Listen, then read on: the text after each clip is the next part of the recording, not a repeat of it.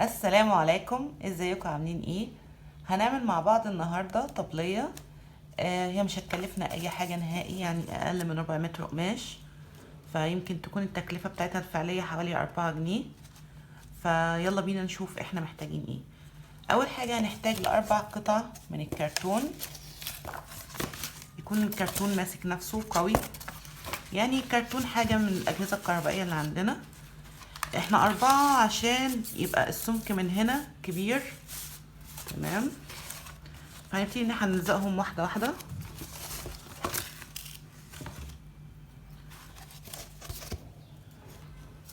هنحط سيليكون،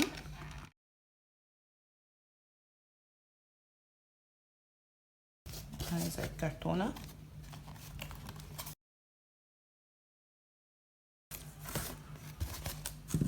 ناخد القطعه التانية. لو ملاحظين ان هنا شايفين دي عامله ازاي، فاللي هيبقوا فيهم اي عيوب هيكونوا هما اللي في النص.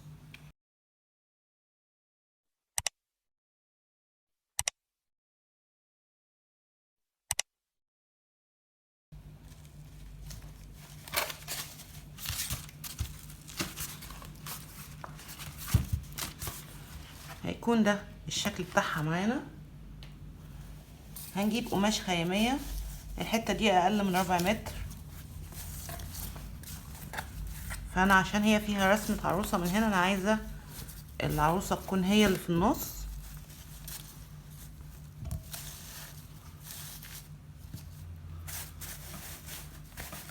يعني عايزاها تكون كده.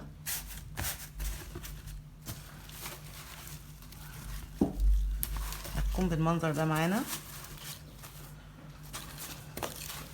هنحط بس على الاطراف هنا شويه سيليكون.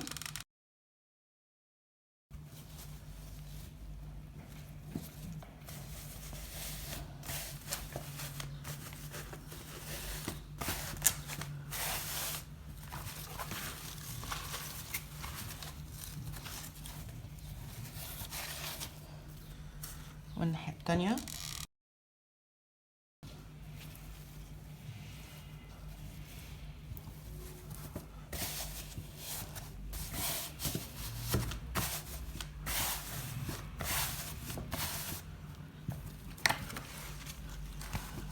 هنقلبها بقى.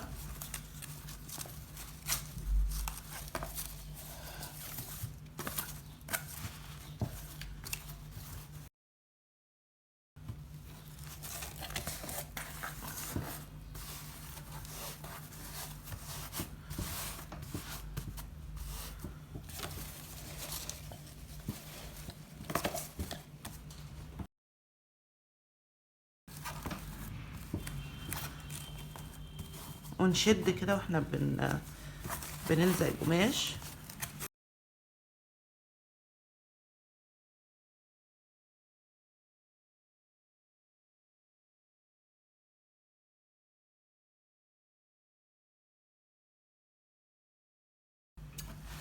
بعد ما لزقت هنبتدي بقى ان احنا نقص القماش حوالين الجزء اللي احنا لزقناه بس.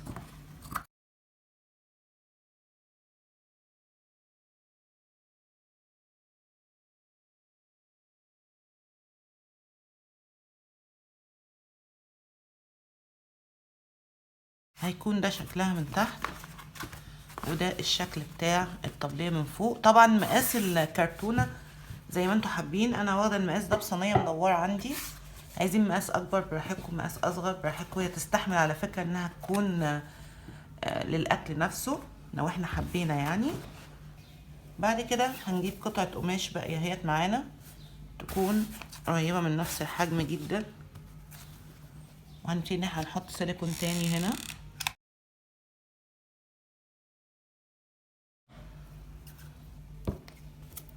ونحط القماشة دي.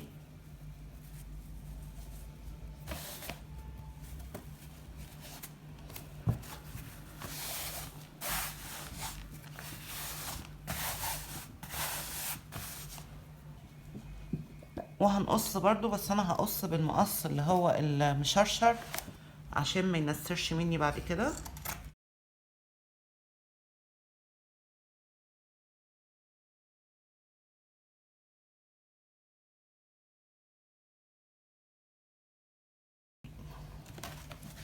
كده احنا خلصنا القرصة اللي فوق بتاعت الطبلية. معايا هنا الرول بتاع ورق الفويل او الاسترتش، اخدت منه 4 قطع. القطعة الواحدة طولها 13 سنتي، عايزين اطول براحتكم، اقصر برضو براحتكم، مفيش اي مشكلة.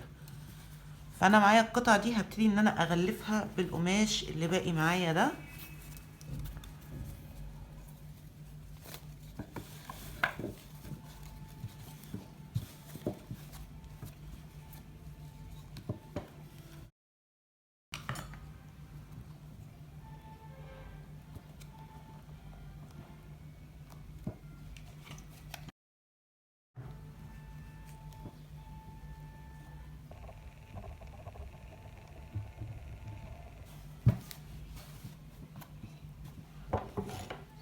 وهنقصه نقص ده.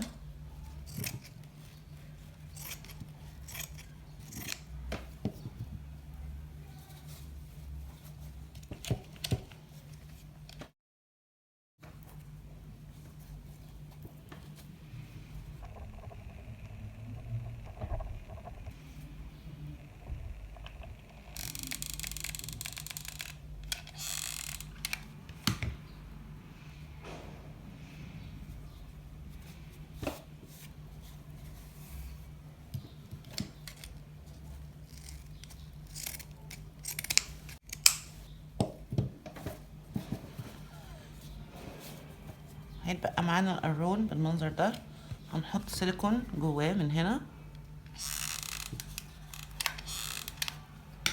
هبتدي ان انا انزل ده كده.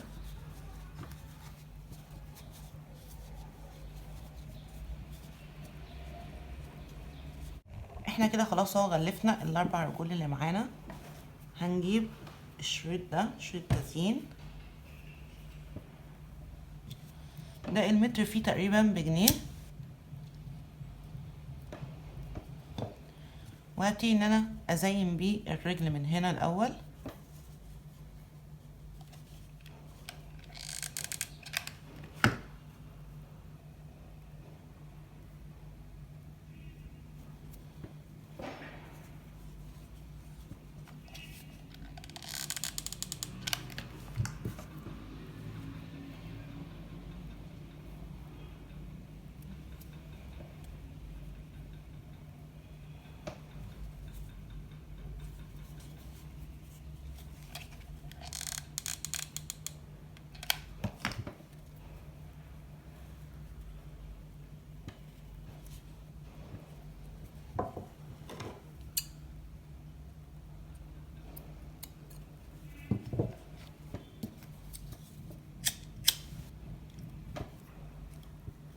هنعمل 4 رجول بنفس الطريقة دي، ونحاول نحدد مكان الرجول هتكون فين.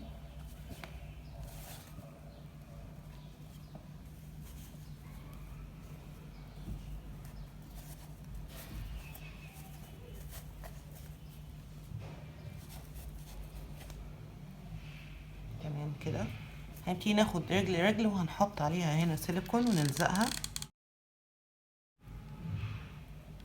ننزل الاول ده كده،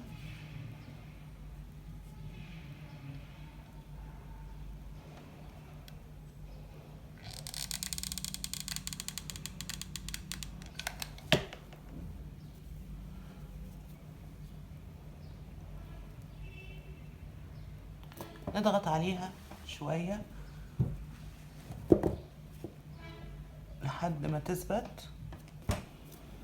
القماش ده خفيف جدا، فكده ولا كده السيليكون هيبتدي ان هو يمسك في الطبقة اللي تحت كمان.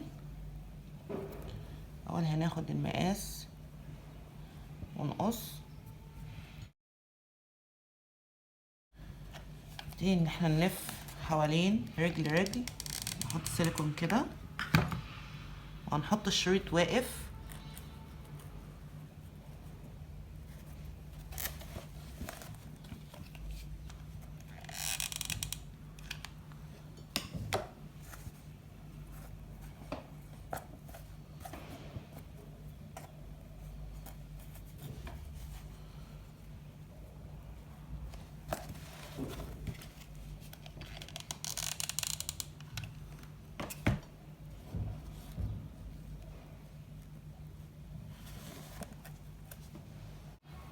هنعمل كده مع باقي الرجول، بس دي انا حاساها بتتهز شويه، فاما نحط سيليكون حواليها من هنا مش هتتهز ان شاء الله. نلف حواليها الشريط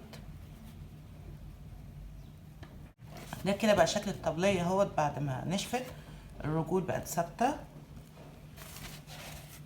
كل اللي احنا هنعمله، هي كمان ثابته من هنا اهي، ان احنا هنحط لها الشريط ده دايما يدور في الجزء ده كده هنا. طبعا ده مش هعرف اصوره قدامكم لانه مش هيكون باين في التصوير، فاحنا بس هنعمله عادي بمسدس الشمع زي ما عملنا كده. هناخده اطار دايما يدور الطبلية بتاعتنا. انا عملت لها الاطار من الجنب اهو، بس انا حبيت كمان ان انا اعمل لها اطار من فوق عشان يبقى باين من فوق، لان احنا هنحطها اساسا على ترابيزه الانتريه ونحط عليها المشروبات بتاعتنا في رمضان، او نحط عليها اي حاجه احنا عايزينها، او تتحط جنبنا جنب سجاده الصلاه وعليها المصحف والسبحه بتاعتنا.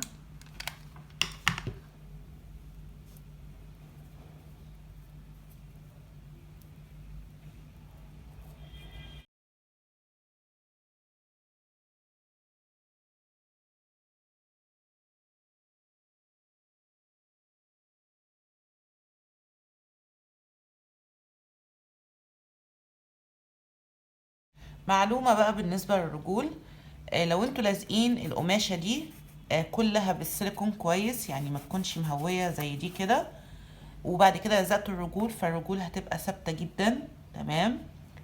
او ان انتوا تركبوا الرجول الاول، يعني هنركب الرجول الاول على الكرتونة، وبعد كده قطعة القماش دي هنفرغ فيها اماكن الرجول وندخلها نلبسها كده، وفي الاخر نعمل الشريط برضو اللي هو تحت ده عشان تضمنوا ان الطبلية بتاعتنا تكون قوية ومتينة.